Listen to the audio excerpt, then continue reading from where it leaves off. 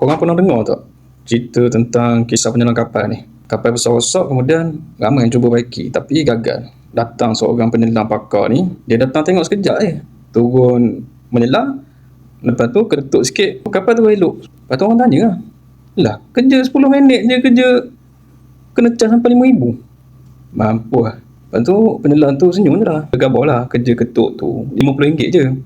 Tapi tahu kat mana nak ketuk tu RM4,950.